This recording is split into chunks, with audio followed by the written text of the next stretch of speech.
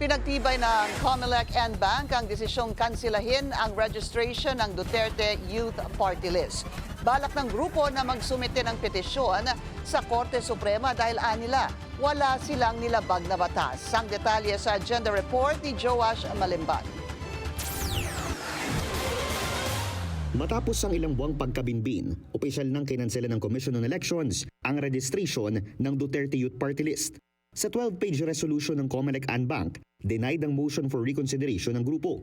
Ang dahilan, kulang ang jurisdictional requirements na isinumite nila nang mag-register bilang isang party list organization noong 2018.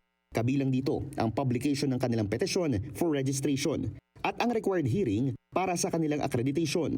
Alam natin, medyo na talaga nagtagal, 2019 pa yung kaso na yan. Humingi tayo ng dispensa sa ating mga kababayan, kahit dito sa partido na ito, sa matagal na naging desisyon, sapagkat siyempre lalong-lalo na itong huling parte na kung saan may bago tayo mga miyembro na pinag-aralan pa kung ano ang mga punot dulo at ano mga issue na pumapaloob doon sa kaso na ito. Sa bandang huli, ang naging desisyon ng mayorya, 5 na mga miyembro na nagsabi na kansilado ang registration ng naturang party list.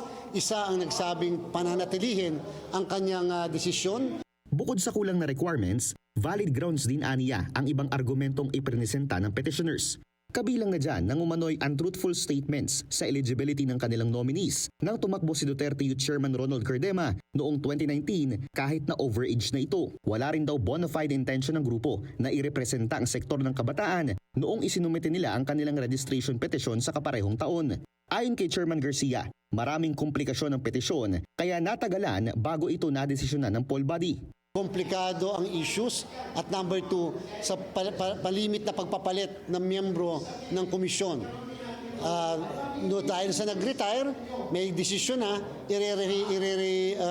consultation at pagkatapos resigning at pagkatapos may nagbago na naman, kinakailangan na naman gawin ang panibagong ganong klaseng proseso. Sa isang Facebook post, sinabi ni Kabataan Party List Representative Rene Co na deserve ng Duterte Youth ang pagkakansela ng kanilang registration. Aniya, isa umano itong panalo para sa genuine youth representation at mas malakas na oposisyon sa Kamara. Pero para kay Duterte Youth Chairman Cardema, walang nilabag na batas ang kanilang grupo. Kung kaya magsusumiti sila ng isang petisyon sa kataas-taasang hukuman sa Lunes. Bukod pa riyan, buineltahan niya rin ng 5 commissioners na pumanig sa naunang desisyon ng COMELEC 2nd Division.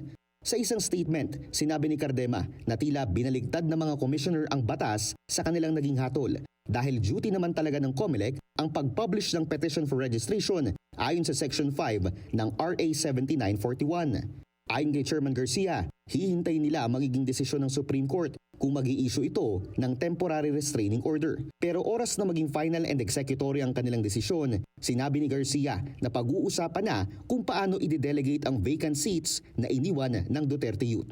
Para sa agenda, Joash Malimban, Billionaire News Channel.